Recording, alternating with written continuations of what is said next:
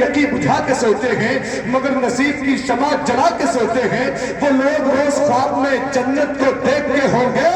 جو لوگ اپنی ماں کے قدم کو دبا کے سوتے ہیں۔ وہ لوگ روز خواب میں جنت کو دیکھتے ہوں گے جو لوگ روز اپنی ماں کے قدم کو دبا کے سوتے ہیں۔ مفکر اسلام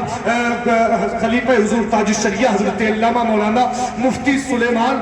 قاضی شہر جام نگر گجرات الحمدللہ ممبر شریف پر موجود ہیں اور مائک پر تشریف لا رہے ہیں۔ صبح مغرور کو وہ شام بھی کر دیتا ہے، شہرتیں چھین کر وہ گمنام بھی کر دیتا ہے۔ وقت سے آنکھ ملانے کی حماقت نہ کرو، وقت انسان کو نیلام بھی کر دیتا ہے۔ اس رات کو ڈھلنے میں کچھ دیر نہیں لگتی، سورج کو نکلنے میں کچھ دیر نہیں لگتی۔ مت دیکھ حقارت سے مدرسے کے بچوں کو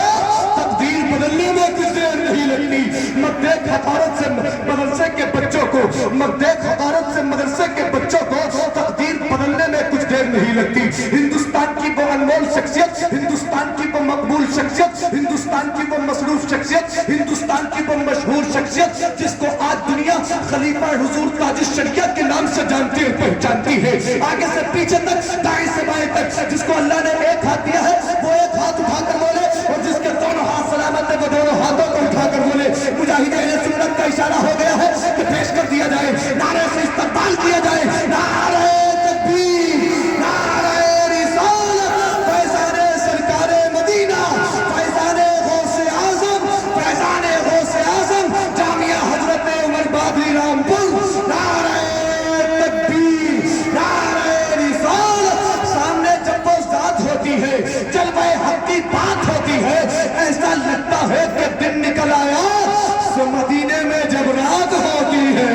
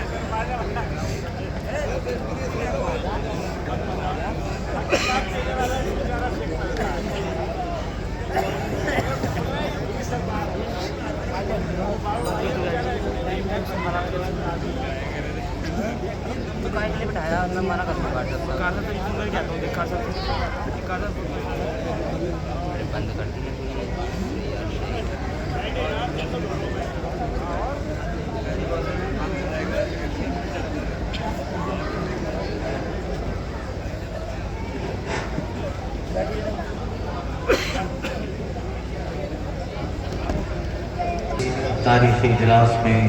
تشریف فرما میرے تمام سنی جنتی بھائیوں، بالخصوص نقیب اہل سنت، مجاہد اہل سنت حضرت مولانا حنیف صاحب قبلہ، مفتی محمد فیضان صاحب،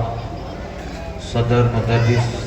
دارالعلوم ہادہ، جملہ اساتذہ، السلام علیکم ورحمۃ اللہ وبرکاتہ۔ الحمدللہ الذی ہدانا الی صراط المستقیم وجعل لنا التوفیق خیر رفیق، والصلاة والسلام علی آلہ وصحبہ اصحاب الہدی والتحقیق، اما بعد اعوذ باللہ من الشیطان الرجیم، بسم اللہ الرحمن الرحیم،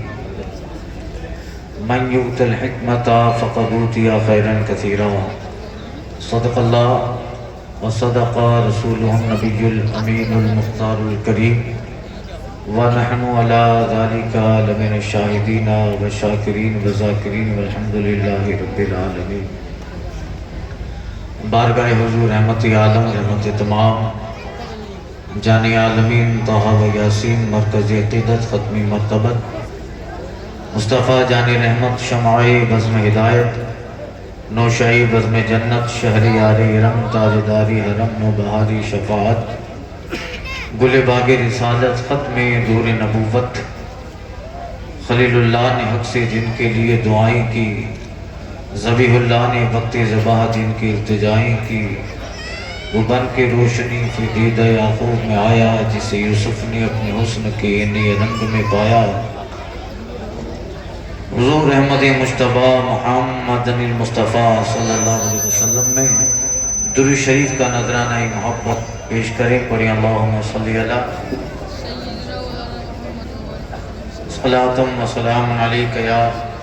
سیدی یا حبیبی یا رسول اللہ. صلاۃ و سلام علیک یا شفیعنا یوم الجزا. وارث علوم اعلیٰ حضرت ممتاز الفقہاء نبی رہی حضور اعلیٰ حضرت سرکار تاج الشریعہ علیہ رحمت و رضوان فرماتے ہیں جو پیا کو بھائی اختر وہ سہانا راگ ہے. جو پیا کو بھائی اختر وہ سہانا راگ ہے. جس سے ناخوش ہوں پیا وہ راگنی اچھی نہیں. حضرات آپ نے بڑا پرنور منظر دستار بندی کا دیکھا. میں کوئی زیادہ دیر خطاب نہیں کروں گا، تقریر نہیں کروں گا. مولانا حنیف صاحب قبلہ کی دعوت پر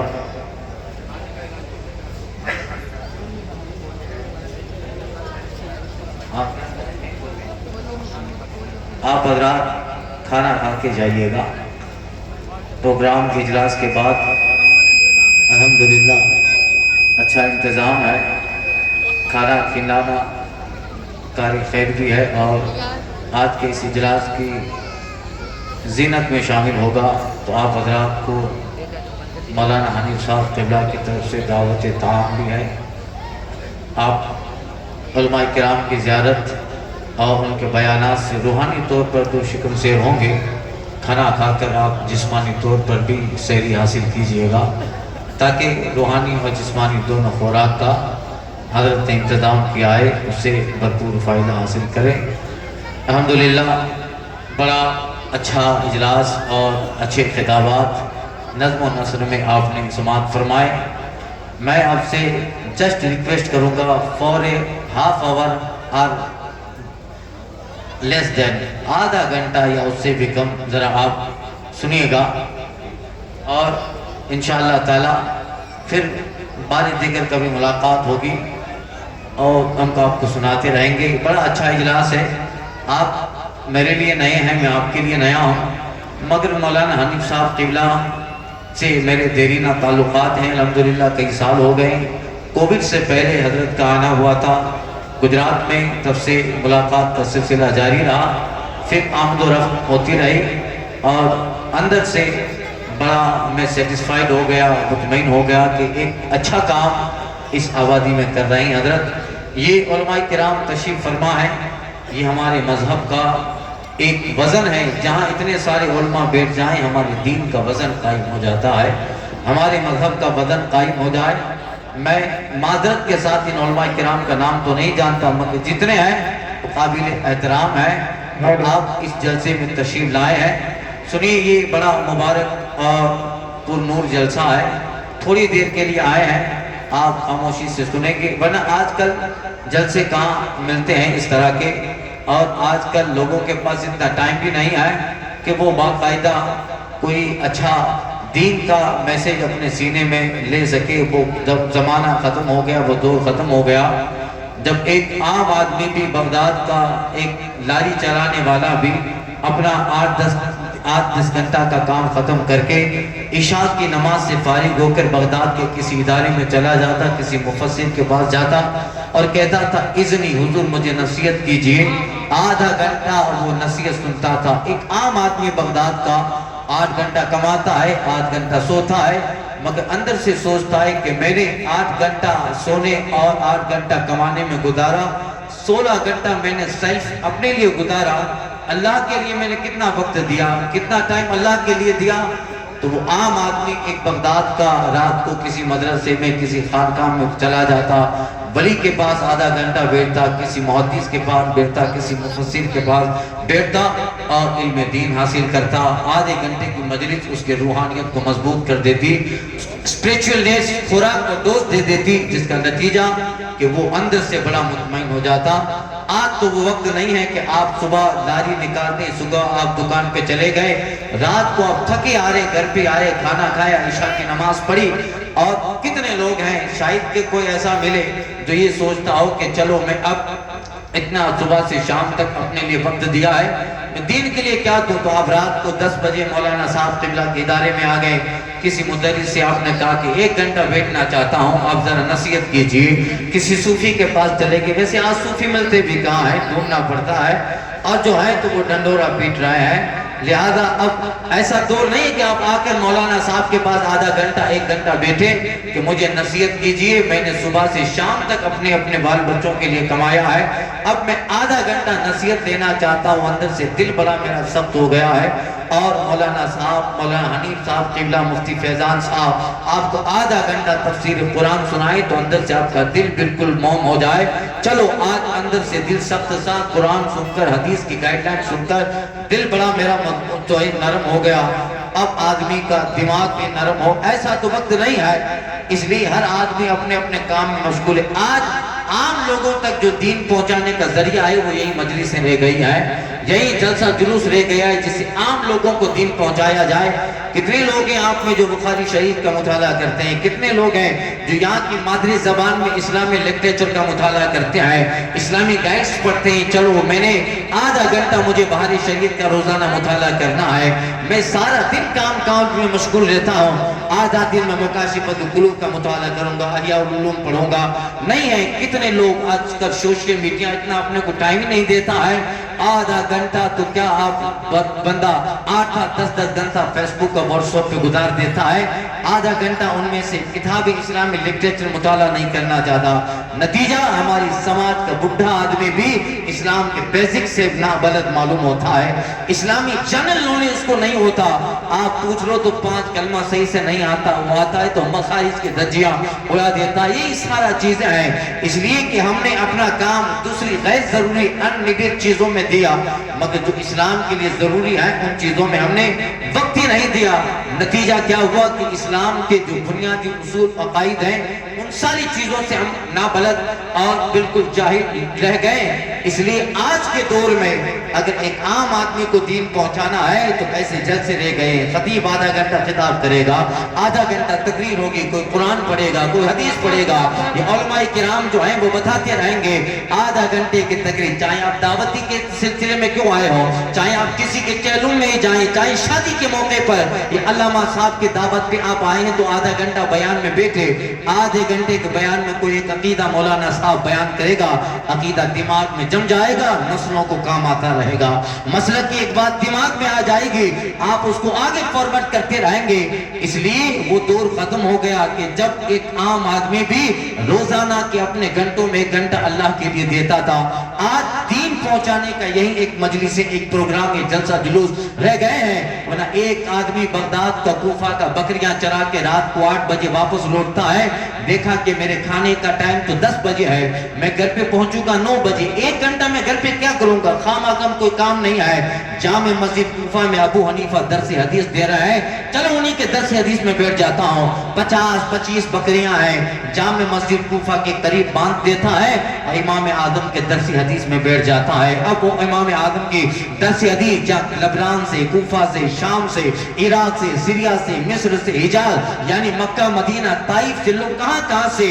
عدن سے، یمن سے لوگ امام اعظم کے پاس درس حدیث لینے آ رہے ہیں، علم کا شوق تھا، علم کا فیضان تھا، بندے کے دماغ میں کچھ کرنے کا اور اس تعلیم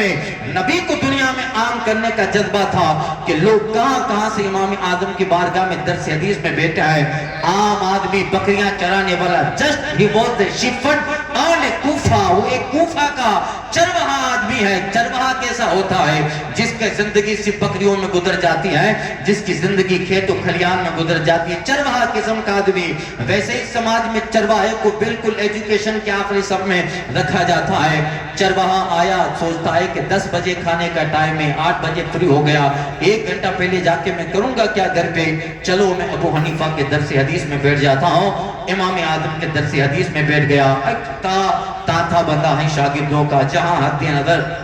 لگاؤ امام اعظم کی درسگاہ میں ایک ایک وقت میں 4-4 ہزار طلبہ کرام درس حدیث پڑھا کرتے تھے، اور ان میں سے لوگ لکھنے والے الگ ہیں، سماعت کرنے والے الگ ہیں۔ وہ کوفہ کا آدمی امام اعظم کی درسگاہ میں بیٹھ گیا، ایک مرتبہ سماعت حدیث کرتا ہے، شوق بھی تھا، کیچنگ پاور بھی بڑا مضبوط تھا، دین کے لیے کچھ کرنے کا جذبہ تھا، بیٹھا اچھا لگا۔ تو پھر روزانہ کا معمول یہ رہا کہ کھانے کا ٹائم 10 بجے ہے، 1 گھنٹہ خام گھر پہ جا کے کچھ کرتا نہیں ہوں، ادھر ادھر کی باتیں ہیں، تو روزانہ ابو حنیفہ کے درسگاہی میں بیٹھ کیوں نہ جاؤ، روزانہ آتا رہا، 1 گھنٹہ اپنی بکریاں جامع مسجد کوفہ کے قریب باندھ دیتا اور امام اعظم کے درسگاہ میں بیٹھ جاتا۔ مہینہ 2 مہینہ، سال 2 سال 3 سال 4 سال 5-6 سال گزر جاتے ہیں کہ آتے آتے اس کی سماعت حدیث اتنے مضبوط ہو گئی، علم حدیث امام اعظم سے جو کیچپ کیا اس کو دماغ میں ایسا بسایا کہ آتے آتے امام اعظم کے شاگردوں کی اول صف میں اس کا نام آنے لگا۔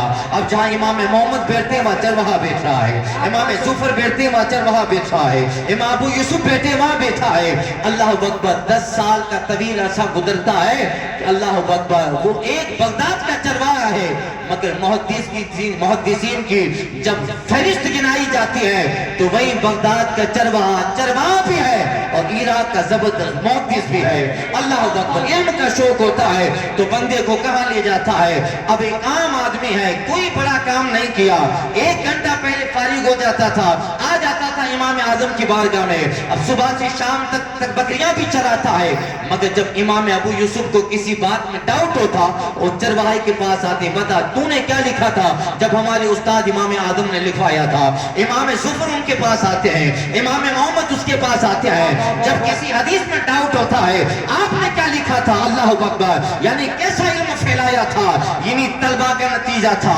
یہی مدرسے میں پڑھنے والے طلبہ ہیں، یہی چوٹی چٹائی پر بیٹھنے والے، قال اللہ و قال رسول کرنے والے، یہ خستہ حال لوگ ہیں جن کے ماں باپ نے تعلیم کے لیے بھیجا ہے، ظاہر میں عمارت اچھی نہیں ہے، ظاہر میں کھانا اچھا نہیں ہے، مگر اللہ اکبر بغداد کو علم سے ایسا منور کیا تھا، جو فیض بغداد و عراق میں مولا کائنات نے بسایا تھا، حضرت علی نے پھیلایا تھا۔ نتیجہ یہ ہوا آپ عراق کے جس کنارے پہ چلے جائیں 8 سال کا بچہ بھی لفظ قرو پہ بحث کر رہا ہے۔ نعرہ تکبیر، نعرہ رسالت، فیضان سرکار مدینہ، فیضان امام اعظم، فیضان بزرگان دین، نعرہ تکبیر، نعرہ رسالت۔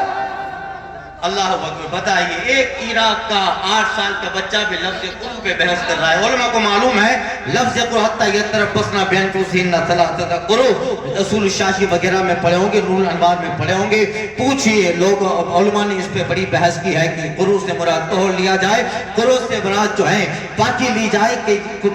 سے حیض مراد لیا جائے، بڑی لمبی بحث ہے۔ ایک 8 سال کا بچہ بھی جب اتنا علم رکھتا ہے کہ لفظ قرو پہ بحث کر رہا ہے، یعنی کیسا علم کا یوگدان دیا تھا بزرگوں نے، کیسے عراق کے چپے چپے میں علم پھیلایا تھا۔ اس لیے آج کے زمانے میں یہ مجلسیں رہ گئی ہیں، یہ جلسے ہیں جہاں آپ تک دین پہنچایا جاتا ہے، جہاں آپ تک مسلک پہنچایا جاتا ہے، بزرگوں کی سیرت پہنچائی جاتی ہے، اور جب بندے کے دل میں شوق و بلبلہ ہوتا ہے تو پھر اس کا خاندان قبیلہ نہیں دیکھا جاتا، ایک عام قبیلے کا بچہ ہے مگر تعلیم نبی اس کے سینے میں آئی ہے، نیابت کے مصطفیٰ سے وہ منسلک ہو گیا ہے، وارث انبیاء ہو گیا ہے، گاؤں کا ایک عام چرواہے کا بچہ ہے، سیٹھ ساہوکار پیچھے ہے، وہ منبر رسول پہ بیٹھ کے خطبہ دے رہا ہے، حضور کی نیابت ادا کر رہا ہے، گاؤں کا چودھری ہے تو نیچے بیٹھا ہے، گاؤں کا سربراہ ہے تو نیچے بیٹھا ہے، گاؤں کا ایک بہت بڑا پڑھا لکھا ہے، ایجوکیٹڈ آدمی نیچے بیٹھا ہے، مگر اسی قبیلے کا خاندان کا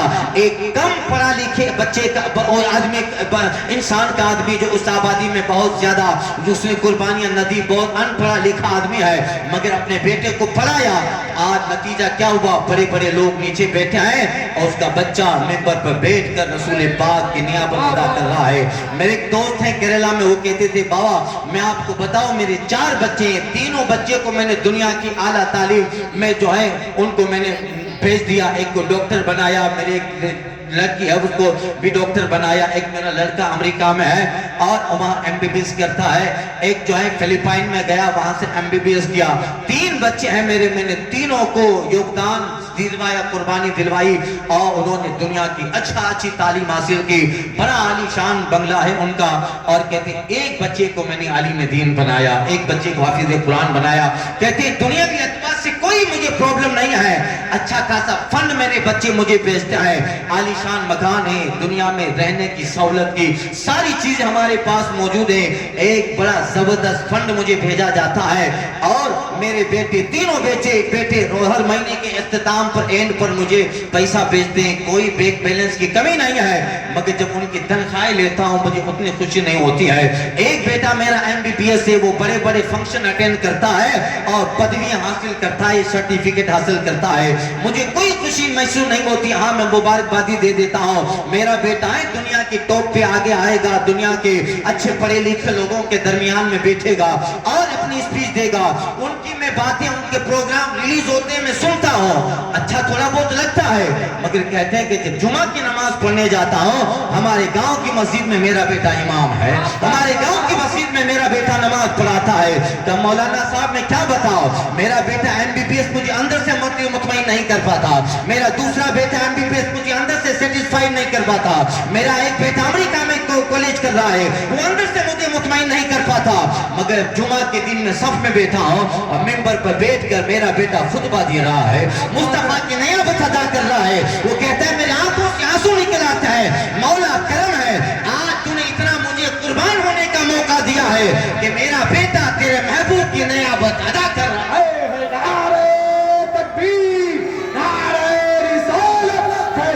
सरकारे मदीना मसलके आला हजरत, मसलके आला हजरत खलीफा हुजूर ताजुश शरिया मुफ्ती सुलेमान साहिब क़िबला। इसलिए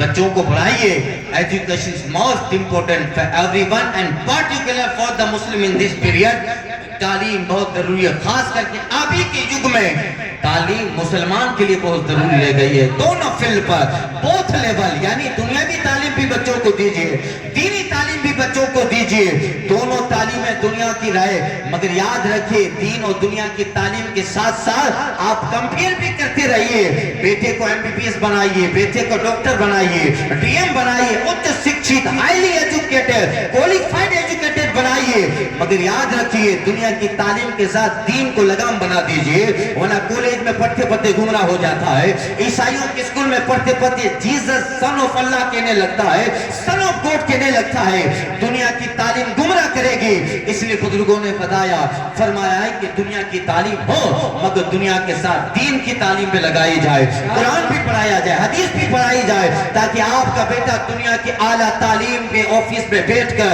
बड़ी बड़ी फाइलें साइन करता हो और जब अजान हो तो दुरूद पढ़कर सफ़े अव्वल में मस्जिद में नमाज भी अदा करे। ये सारी चीजें हैं, तालीम बहुत जरूरी है और तालीम का यही तो मयार है। हमें आका करीम सल्लल्लाहु अलैहि वसल्लम ने ऐसा नहीं कि आप मुसलमान हैं तो सिर्फ काल अल्लाह काल रसूल कहता रहेगा, नहीं नहीं, दोनों तालीम जरूरी है ताकि दुनिया को बता सके। आज तुम तालीम का ढंढोरा पीट रहे हो और कह रहे हो कि the knowledge is the power, the knowledge is the life, इल्म ताकत का नाम है, इल्म कुव्वत का नाम है। ये किसने नारा दिया है? आज से 1400 साल पहले तालीम नूर है, तालीम हथियार, नारा पैगंबर आजम ने दिया है। आप दुनिया के जिस क्षेत्र में चले जाओ, दुनिया जवान होगी, दुनिया का इल्म जवान होता जाएगा, मगर जिस तरह अक्ल पुख्ता होती जाएगी और लोगों को पता चलता जाएगा कि जितनी अच्छाइयां हैं उसका सहरा अगर माजी में किसी पे जाएगा तो पैगंबर इस्लाम की जात पे जाएगा। आप जिस फील्ड में जाइए, जहां सोचते रहिए। इसलिए अगर इक्का दुक्का आदमी को मुस्तफा जाने रहमत की तौहीन करे तो फिर ये सूरज को आंखें दिखाने के बराबर है, कुछ नहीं होने वाला है। इंशाअल्लाह ताला वो दिन आएगा। अल्लाह ताला ने महबूब को वो बरकतें दी हैं। आज के लोग हैं, जबकि एक दुनिया का एक अच्छा पढ़ा लिखा आदमी जिसने ऑक्सफोर्ड में पढ़ा, कैम्ब्रिज में पढ़ा, वो जब हालात को देखता है, माइकल हार्ट जिसने द 100 किताब लिखी और यूरोप की दुनिया में उस किताब ने बड़ा तहलका मचाया, 100 अजीम आदमियों को उस किताब में जमा किया, उसने बड़े बड़े लोगों को रखा, गौतम बुद्ध को भी, गांधी को भी, महावीर को भी, जनाब ईसा को भी, हजरत फारूक आजम को, बड़े लोगों की बायोग्राफी का मुताला کیا اور ان کی سیرت کو بہت اندر سے پڑھا, ان کی سیرت کو بڑا ڈیپلی پڑھا, مطالعہ کیا کہ یہ وہ لوگ ہیں جنہوں نے جہاں رہے وہاں بڑا بڑا یوگدان دیا, بڑی قربانیاں دیا ہے. لہذا ان لوگوں نے سماج میں بہت بڑا کام کیا, تو ان کو جمع کرو, ان کو ایک کتابی شکل دو. وہ مائیکل ہارٹ یورپ کی دنیا کا بڑا پڑھا ہوا انسان ہے. جب ان 100 آدمیوں کی لائف کو ترتیب دینے لگا تو وہ کہتا ہے by which name can I begin this book, میں ان 100 میں سے کس کا آدمی کا پہلے نام اس نمبر پر, پہلے نمبر پر اس کتاب کو میں شروع کرو. تو پھر ان 100 آدمیوں کو ریکریکٹ کرتا ہے, ریکریکشن کرتا ہے. ان 100 میں سب سے کون ہے, تو انہیں ان سب میں بہتر مصطفیٰ جان رحمت کی ذات نظر آتی ہے. پہلا جملہ لکھا ہے جس نے آج پورے یورپ کو ہلا کے رکھ دیا. آج بھی مائیکل ہارٹ, جو کہ مائیکل ہارٹ امریکہ یورپ کی دنیا کا ایک بہت فیمس نام ہے, جسے آج بھی یورپ کی دنیا پڑھا لکھا انسان مانتی ہے, اور جس کا نام آتا ہے تو پڑھا لکھا آدمی خود بخود گردن جھکا لیتا ہے. جو ڈاکٹر بھی ہے, بڑی بڑی پدویاں جس نے لی, بڑے بڑے عہدے حاصل کیے, اور جس نے بہت ساری کتابیں لکھی, اس تاریخ ساتھ جملہ مصطفیٰ جان رحمت کے بارے میں لکھا اور کہتا ہے میں نے بڑے بڑے دنیا میں کام کرنے والوں کو دیکھا, مگر جب میں مصطفیٰ کی زندگی کو دیکھتا ہوں, آقا کرام کی کریم کی حیات طیبہ کو میں نے دیکھا, تو میں نے دیکھا کہ وہ پیغمبر تعلیم دین کی تو دیتے ہیں, مگر دین اور دنیا دونوں محاذ پر جس کی تعلیم لوگوں کو ہدایت دیتی ہو, لوگوں کو سمجھ دیتی ہو, رہبری دیتی ہو, اور جن کا قانون صرف ان کی پیریڈ تک محدود نہ ہو, بلکہ ایسا قانون ہے جو یونیورسل لا ہے, آفاقی قانون ہے, جو ہر زمانے میں لوگوں کو کام آتا رہے گا. وہ قانون مصطفیٰ جان رحمت کا ہے, وہ قانون پیغمبر اعظم کا ہے. ایک تاریخ ساتھ جملہ کہتا ہے I could not find any another personality like Muhammad in all human history. He was only supremely successful person on both religion and secularism. وہ کہتا ہے میں نے پورے مانو اتحاد انسانی تاریخ میں مصطفیٰ جان رحمت سا انسان نہیں دیکھا ہے. تنہا وہ انسان ہے جس کو دنیا کے جس محاذ پہ تولا جائے سب سے اعلیٰ وہ پیغمبر اعظم نظر آتے ہیں, سب سے اونچا وہ پیغمبر اعظم نظر آتے ہیں. وہی بولی جو اعلیٰ حضرت بولتا ہے, سارے اونچوں سے اونچا سمجھیے جسے, سارے اونچوں سے اونچا سمجھیے جسے, ہے وہ اونچوں سے اونچا ہمارا نبی, اور سب سے اعلیٰ والا ہمارا نبی, سب سے بالا و بالا ہمارا نبی, جن کے طلبوں کا دھول ہے آبی حیا, ہے وہ جان مسیحا ہمارا نبی. نعرہ تکبیر, نعرہ رسالت, فیضان سرکار مدینہ, مسلک اعلی حضرت جامعہ حضرت عمر, نعرہ تکبیر, نعرہ رسالت. اس لیے حضرات آپ کی آبادی میں ادارہ ہو, ایسا نہیں کہ بچے کو پڑھنے کے لیے بھیج دے, نہیں, ادارہ چلانا کتنا مشکل ہے ہم کو معلوم, ہم خود ادارہ چلاتے ہیں. مولانا حنیف صاحب قبلہ ہمارے یہاں آتے ہیں, ہم کو معلوم ہے رمضان کا مہینہ, ارے ہم لوگ تو روزہ رکھ کے سوئے رہتے ہیں, کچھ کام ہوتا ہے زیادہ نہیں, کام ہے بھی تو تھوڑا بہت کر لیا, اور موسٹلی یعنی موسٹ آف پیپل رمضان میں جو مسلمان ہے آرام کرنا چاہتے ہیں کہ صبح سے شام تک روزہ ہوگا, فجر پڑھ کے سو گئے, ظہر کے آخری وقت میں اٹھے یا ظہر میں اٹھے. خیر زیادہ تر ٹائم ہمارا نیند میں چلا جاتا ہے. رمضان میں ادارے کا بنانا, ادارہ بنا مشکل ہوتا ہے, مگر ادارے کو چلانا کتنا کٹھن ہوتا ہے. ہم خود ادارہ چلاتے ہیں اور ان علماء کرام کو دیکھتے ہیں رمضان میں کہاں کہاں, یہ تو سب ان کی مہربانیاں اپنے لیے کر رہے ہیں کیا, آپ سب کے اولاد کے لیے, ہماری آنے والی نسلوں کے لیے, تاکہ یہاں پر دین کا پیغام پھیلے گا, یا مسلک کا پیغام پھیلے گا, اور یہاں مصطفیٰ جان رحمت کے مہمانوں کی آمد ہوگی تو پھر یہاں سے جو نور نکلے گا وہ بادل بن کر زمانے میں پھیلتا رہے گا. اس لیے آپ قربانیاں دیجئے, بچوں کو پڑھا کر بھی قربانیاں دیئے, آپ کسی بھی طریقے سے دام درہم قدم سخن قربانیاں دیجئے. مولانا حنیف صاحب ان کی پوری ٹیم ہے, کام کر رہی ہے. علاقے والوں کو چاہیے کہ آ جائیں, حضور آپ فکر مت کریں, آپ محنت کرتے رہیں, جب کشتی ڈوبنے لگے گی سارا گاؤں آپ کا ہاتھ بن کر آپ کے ساتھ چلتا رہے گا. انشاءاللہ سب کی محنتیں تعاون ساتھ میں رہے گا تو ادارہ فروغ بھی پائے گا. ادارے کا فروغ پانا کیا مطلب, قرآن کا فروغ پانا, حدیث کا فروغ پانا, علماء کا سماج میں زیادہ بننا, یعنی ادارہ فروغ پائے گا. لوگوں کے ذہن میں عقیدے مضبوط ہوگے, لوگوں کی فکر مضبوط ہوگی, لوگوں کے مسلک مضبوط ہوگے, ادارہ فروغ پائے گا تو مصطفیٰ جان رحمت کی سنتیں آبادی میں چھائیں گی اور دور فاروق اعظم کی یاد دلائیں. بات نعرہ تکبیر, دونوں ہاتھوں کو اٹھائے, نعرہ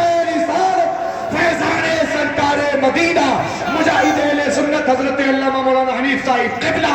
حضرت علامہ مولانا طاہر حسین صاحب قبلہ، حضور خلیفہ حضور تاج الشریعہ حضرت مفتی سلیمان صاحب قبلہ، نعرہ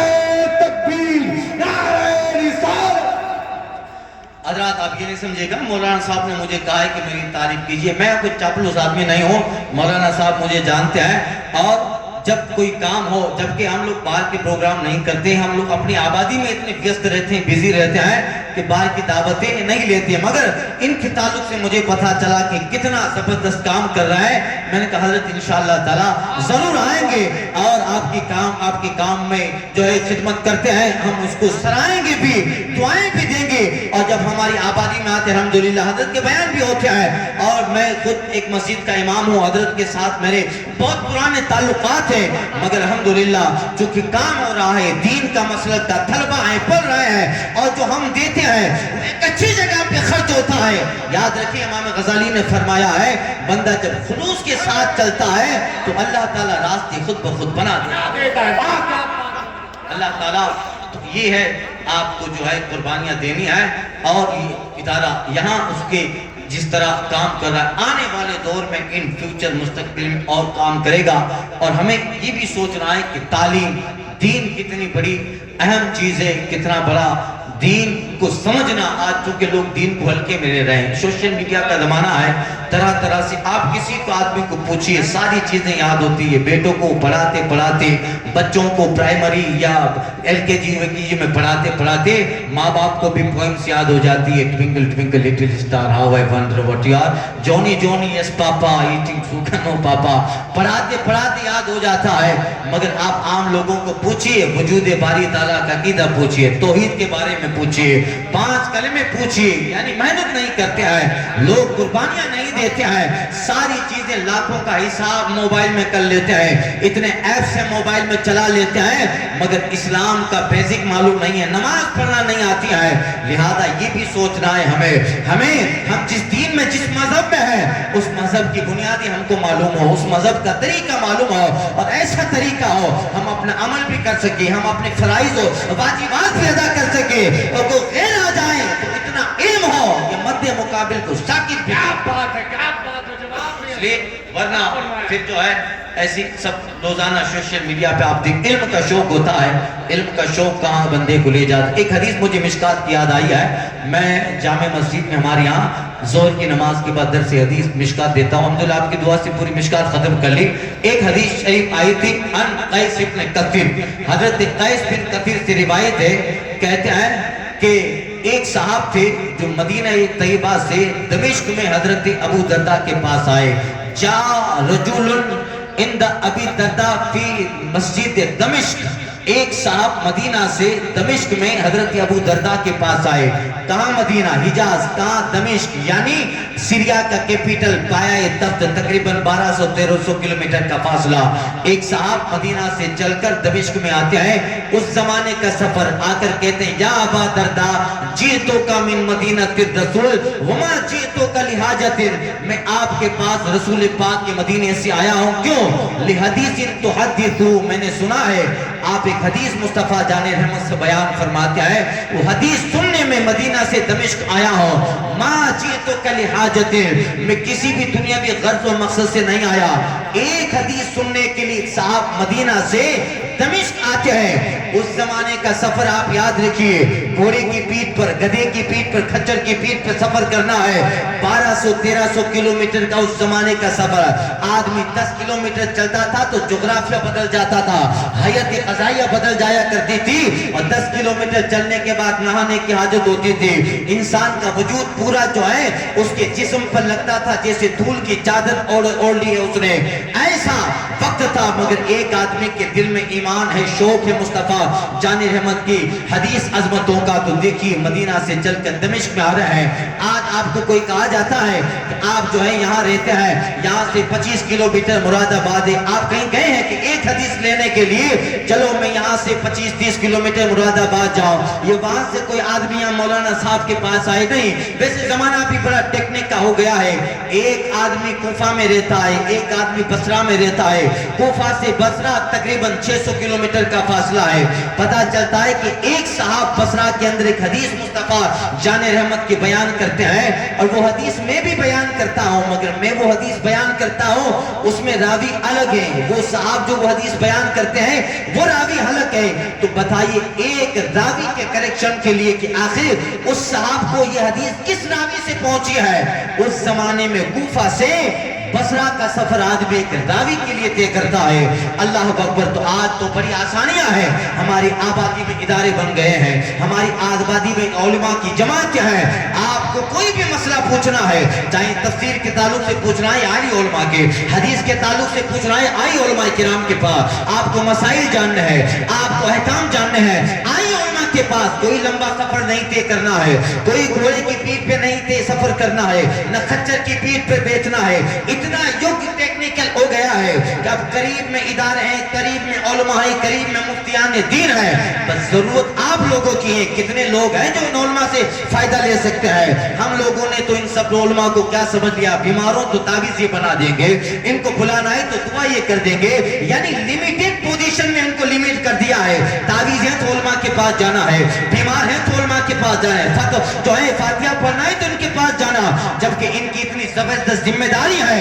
ان کا ایک پیغام پوری آبادی کو سنبھال سکتا ہے, ان کا ایک درد پوری آبادی کے عقیدے کی حفاظت کر سکتا ہے. لہذا یہ علماء ہے, یہ علماء کے ادارے ہیں, یہ پڑھنے والے طلبہ ہیں, ان کی عزت کیجئے گا. یہ جہاں رہیں گے نسلوں تک اس آبادی میں عقیدہ محفوظ رہے. کیا بات ہے, کیا بات ہے. نعرہ تکبیر, نعرہ رسالت, فیضان سرکار مدینہ, مسلک اعلیٰ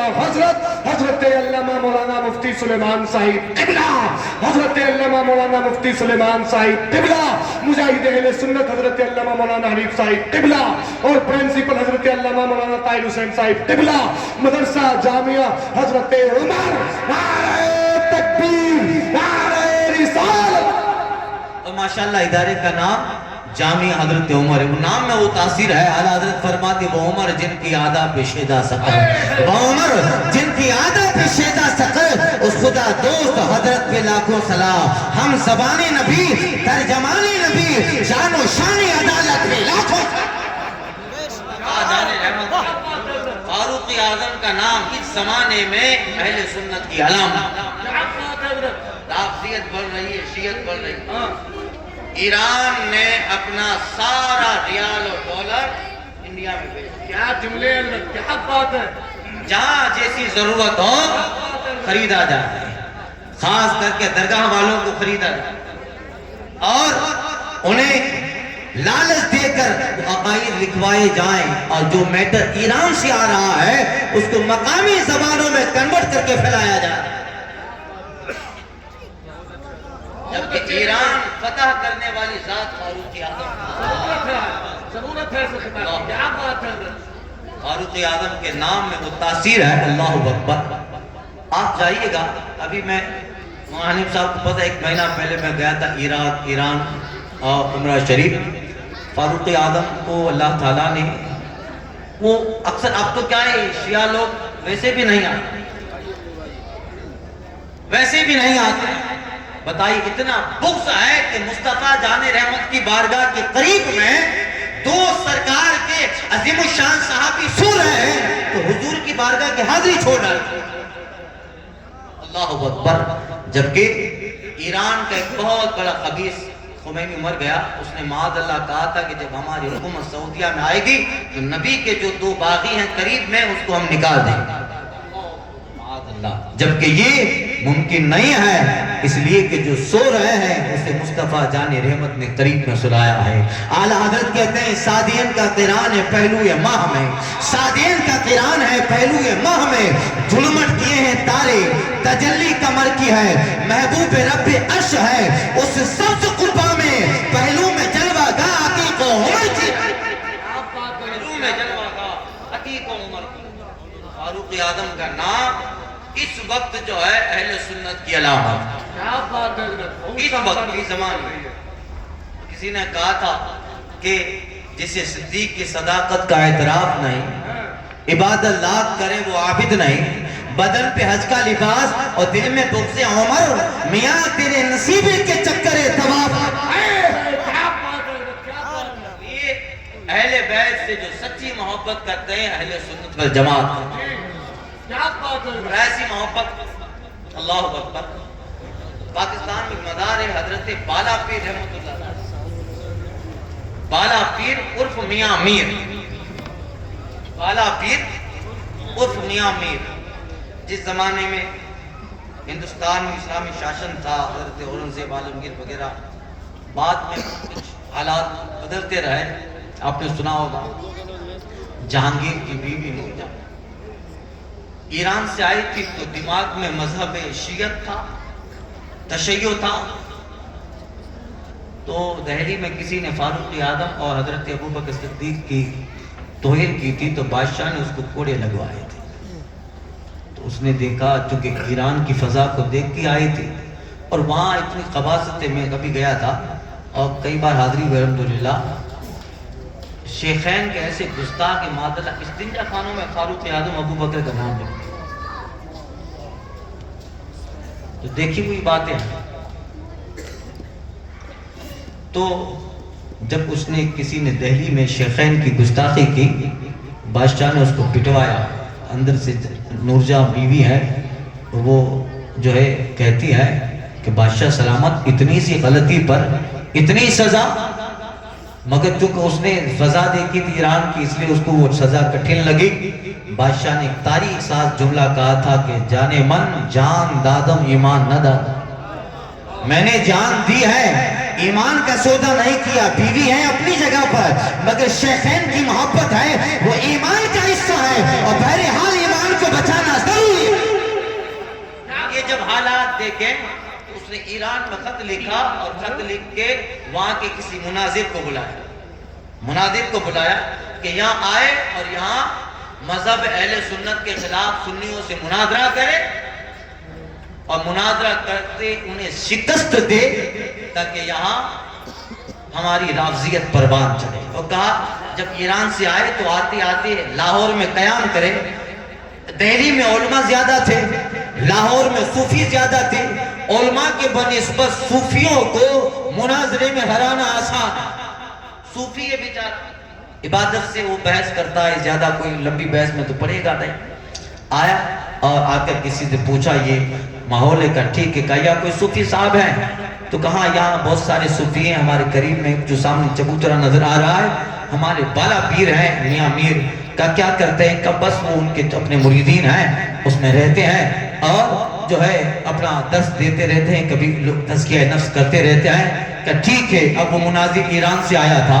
اور خط میں اسے بتایا گیا تھا کہ آتے آتے یہاں قیام کرو اور پھر یہاں کسی صوفی کو شکست دے دو، پھر دہلی میں آؤ، تو تمہارے آنے سے پہلے لوگوں کے دماغ میں ایک خیال بیٹھ جائے گا کہ کتنا بڑا مناظر ایران سے آیا ہے کہ آ نہیں رہا ہے ابھی دہلی میں آنے سے پہلے لاہور میں ایک صوفی کو، ایک بڑے ولی کو مناظرے میں شکست دے کے آیا ہے، اور جب شکست دے کر دہلی میں پہنچو گے تو یہاں کے لوگوں کے حوصلے پہلے ہی سے پست ہو جائیں گے، پہلے ہی وہ ڈیمیج ہو جائیں گے کہ وہ کتنا بڑا ہوگا کہ وہ آتے آتے رستے ہی میں بہت سارے لوگوں کو مناظرے میں شکست دے کے آیا ہے۔ ٹھیک ہے، وہ دھاک جمانے کے لیے ایسا کرنا چاہتا تھا۔ حضرت میاں میر علیہ الرحمہ کی بارگاہ میں بیٹھ گیا۔ اب اللہ والا تو دل کی تختیاں پڑھ لیتا ہے۔ حضرت کا مکان برآمدہ اور درد لگا تھا، آگے وہ مین دروازہ پھاٹک تھا۔ جیسے وہ مناظر ایرانی اپنے حضرت کا پتہ پوچھتے ہوئے قریب آیا، اللہ والے ہیں تو ایک نظر دیکھی تو اس کے سارے جغرافیے کو پہچان لیا،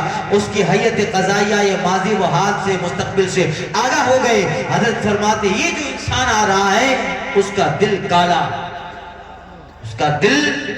کالا ہے۔ خیر حضرت کے پاس آیا، بیٹھ گیا کہ وہاں ایک حضرت آپ کا نام سنا آیا ہوں، کہ ٹھیک ہے تھوڑی گفتگو شنودی ہوئی۔ حضرت فرماتے کیا کام کرتے ہو؟ کہ حضور کام کیا کرتا ہوں، ایران میں رہتا ہوں، مقام اہل بیت بیان۔ حضرت فرماتے ماشاءاللہ ہم بھی اہل سنت والجماعت ہیں، ہم بھی یہی کام کرتے ہیں، اہل سنت کے فضائل ہم بھی بیان کرتے ہیں، اور ظاہر بات ہے اہل سنت کے فضائل ہمیں بیان کرتے ہیں۔ استاد زمن نے کہا تھا بے ادب گستاخ فرقے کو سنا دے اے حسن، بے ادب گستاخ فرقے کو سنا دے اے حسن، یوں کہا کرتے ہیں سنی داستان اہل حب علی بغض معاویہ والا مسئلہ ہمارے یہاں نہیں ہے۔ لہذا بیٹھ گیا، بیان کرنے لگا، پہلے قرآن کی آیت پھر حدیث بولتے پھر پنجتن پاک امام حسن مجتبیٰ امام پاک بھی آیا، آتے کہا کہ آج جہاں امام حسین کربلا میں تشریف فرما ہے، وجود امام حسین، جسم امام حسین، برکات امام علی مقام اور جو ہے تبرکات امام علی مقام کا مقام یہ ہے کہ آج کربلا کے اندر امام حسین جلوہ بار ہیں۔ اللہ تعالیٰ نے قبر حسین کو اتنی عظمت بخشی ہے کہ وہاں جس میں امام حسین ہے اس کی برکتیں ایسی ہیں کہ کربلا سے جہاں امام پاک آرام فرما ہے 40 کلومیٹر آگے، 40 کلومیٹر پیچھے، آگے پیچھے دائیں بائیں 40 کلومیٹر اس چوراہے حد میں جو دفن ہوگا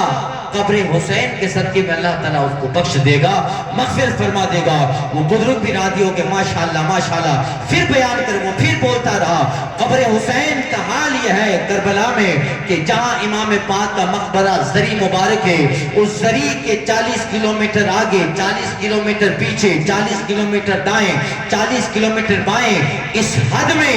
جو آرام کرے گا، دفن ہوگا مرنے کے بعد، اللہ جسم حسین قبر حسین کے بدلے میں اس کو بخش دے گا۔ بار بار حضرت بالا پیر اس سے بلواتے رہے، آخر میں حضرت کہتے بتا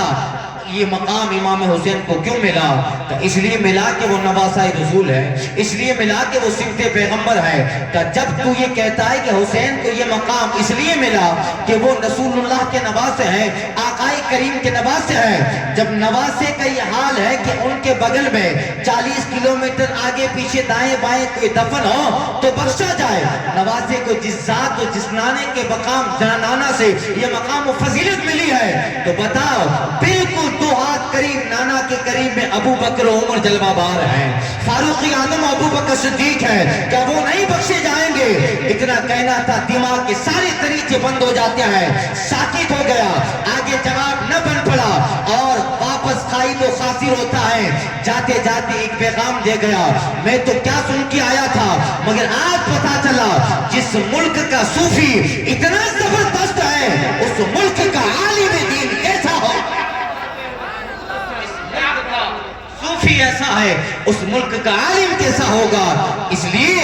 ایک عالم دین اگر کہاں رہتا ہے آبادی کا عقیدہ محفوظ۔ میں بھی کچھ دنوں پہلے ایک جگہ گیا تھا تو دیکھا لوگ ایسی آوارگیوں میں مشغول ہے، پتہ چلا کہ خستہ مسجد ہے اور لوگ تو زیادہ دھیان دیتے نہیں ہیں، ایک بڑے آدمی ہے جو صحیح سے نماز پڑھاتے نہیں پڑھاتے ہیں، اب خستہ حال مسجد ہے، کسی نے دھیان نہیں دیا، آبادی میں دیکھا تو معاذ اللہ ایک بری رسمیں ہیں جو آبادی میں عقیدہ بن گئے، لوگ عبادت سمجھ کے کر رہے ہیں، اللہ اکبر بت پرستی کرنے لگے ہیں، عبادت سمجھ رہے ہیں۔ کیا مطلب؟ جس آبادی میں اچھا عالم نہیں رہتا اس آبادی میں تباہیاں آ جاتی ہے، اگر کسی آبادی میں 10 سال تک اچھا عالم نہیں رہے گا اس آبادی میں لوگ خرافات کو عبادت سمجھ کے کرنے لگیں گے، بدیوں کو عبادت سمجھ کے کرنے لگیں گے، اس لیے آبادی میں ادارے کا ہونا ضروری ہے، آبادی میں مسجد میں اچھے امام عالم کا ہونا ضروری ہے، تاکہ سماج میں جب برائیاں پھیلے گی وہ جمعہ کے بیان میں اس کے خلاف باز کرے گا، سماج میں جب برائیاں پھیلے گی اس مدرسے سے فتویٰ نکلے گا، وہاں کے علماء لوگوں کو سمجھاتے رہیں گے، جہاں ادارہ اچھا رہتا ہے وہ آبادیوں میں عقیدے سلامت رہتے ہیں، لوگوں کی تہذیب سلامت رہتی ہے، خرافات زیادہ نہیں ہوتے، جہاں مسجد میں امام ہر جمعہ کو باز کرتا ہے، باز میں عقیدے کو موضوع بناتا ہے، خرافات کو موضوع بناتا ہے، اور وہ سماج میں ہو رہی نئے دل جو خرافات ہوتے ہیں ان کا رد قرآن و حدیث سے کرتا ہے تو ایک تقریر سے تو بڑا انقلاب نہیں آتا ہے، مگر وہ 10 سال تک نماز پڑھاتا رہا، 10 سال تک وہ ادارہ وہاں کام کرتا رہا، نتیجہ کیا نکلے گا؟ مولانا صاحب نے جب یہاں دارالعلوم لگایا تھا سارا آبادی کا حال خستہ تھا، کوئی عالم نہیں تھا، کوئی نماز پڑھنا نہیں جانتا تھا، 1 سال میں کام نہیں ہوتا ہے، مولانا صاحب نے ادارہ قائم کیا، پڑھتے رہے، 1 جماعت فارغ ہوئی، 2 جماعت فارغ ہوئی، تیسری جماعت فارغ ہوئی، 10-15 سال کے بعد اس کا نتیجہ بہتر آتا ہے، پوزیٹیو اس کا ریزلٹ آتا ہے۔ جب علامہ آئے تھے کچھ نہیں تھا، 15 سال کے بعد آس پاس کی 25 کلومیٹر کی آبادیاں ہیں، امام ہے حضرت کے ادارے کا فارغ ہے، امام ہے حضرت کا پڑھایا ہوا ہے، امام ہے دارالعلوم فاروق اعظم کا فارغ ہے، مسجد کا امام ہے، واز اچھا کرتا ہے، حضرت کا پڑھایا ہوا ہے، آبادی میں 25-50 کلومیٹر دور اچھے کام ہو رہے ہیں، اور مدارس اسکول گئے, مساجد کی ائمہ خدمت دین کر رہے ہیں, ایک ادارہ تھا مگر چاروں طرف مسلک کی بہاریں چھانے لگی ہے, لوگوں کے عقیدے محفوظ بن گئے ہیں. 15 سال کے بعد ایک ادارہ ہے اس امت کو ایک بہترین مضبوط علماء کی جماعت عطا کر دیا, اچھی جماعت علماء کی ادا کر دیتا ہے. اور اگر 25 سالی میں دین اچھے بن کر سماج میں ابھرتے ہیں تو 100 سال تک وہ آبادی آقا کریم صلی اللہ علیہ وسلم کی سنت کے متبع مسلک کے فیضان میں ڈھلی رہے. سبحان اللہ, یہ سبحان اللہ. علم ضروری ہے. Education is most important for everyone. تعلیم بہت ضروری ہے, دنیا بھی پڑھیے دین بھی پڑھیے, مگر یاد رکھیے دین کو مقدم رکھیے اور دنیا میں آپ بڑی پوسٹ حاصل کیجئے, مگر علماء کہتے ہیں دین کی تعلیم کو لگام بنا دیجئے, ورنہ فزکس پڑھتے پڑھتے گمراہ ہو جاتا ہے, کیمسٹری پڑھتے پڑھتے گمراہ ہو جاتا ہے, مشینری کی اسکولوں میں پڑھتے پڑھتے جیزس سن آف گاڈ کہنے لگتا ہے. اس لیے ہمارے بزرگوں نے فرمایا دنیا پڑھیے مگر قرآن کو اس پہ لگام لگا دیجئے, حدیث کو لگام لگا لیجئے, تاکہ آپ بڑی ٹوٹ پہ پہنچ جائیں, بڑی بڑی کانفرنس میں پہنچے, بڑے بڑے لوگوں سے ملے. آپ ان سے کیچ اپ نہ کرو, اپنا معافی ضمیر ان کے دماغ میں ڈال کے آ جاؤ, اسلام کی سچائی ان کے دماغ میں ڈال کے آ جاؤ, آپ کا کام بھی ہو جائے, آپ کا وجود اس جگہ پر دین اسلام کی فضا کو ہموار کرتا ہے. اس لیے تعلیم بہت ضروری ہے. قرآن سے قریب ہو جائیے, حدیث کے قریب ہو جائیے. حضرات یہ میری تقریر نہیں تھی, I am not a مقرر, میں کوئی مقرر نہیں ہوں, خطیب نہیں ہوں. علامہ صاحب کی دعوت پہ آیا تھا اور جو معافی ضمیر میرا تھا میں نے آپ حضرات کے حوالے کیا. باقی حضرت بہت اچھا خطاب کرتے ہیں, میں نے سنا ایک مرتبہ جامع مسجد میں ہمارے حضرت نے بیان کیا. اچھی آواز ہے, اچھی آواز کے ساتھ ساتھ اللہ تعالیٰ نے سیرت بھی اچھی دی ہے, کردار بھی اچھا دیا ہے, اور دین پہ جذبہ عمل کرنے کا اور دین کو پھیلانے کا جذبہ حضرت کی ٹیم کا میں نے سنا ہے, غائبانہ بھی تعارف سنا ہے. اللہ تعالیٰ اس حوصلے کو بلند رکھے, اللہ تعالیٰ ان سے ہم سے دین کی خدمت لے اور ایسی عظیم الشان خدمت لے, اللہ قبول بھی فرمائے, اور ہمارے بعد یہ خدمتیں ہمارے لیے کامیابی کا, قبر اور حشر کی ظفر مندی کا ذریعہ بن جائیں. خدا دے توفیق مجھے ایک کام کرنا ہے, خدا دے توفیق مجھے ایک کام کرنا ہے جہاں میں مسلک اعلیٰ حضرت کو عام کرنا ہے. صبا وہ چلے کہ باغ پھلے, وہ پھول کھلے کہ دل ہو بھلے, لیوا کے تلے ثنا میں کھلے, رضا کی زبان تمہارے. کیا بات ہے, کیا بات ہے, السلام علیکم ورحمۃ اللہ. کیا سادگی ہے, کیا بات ہے.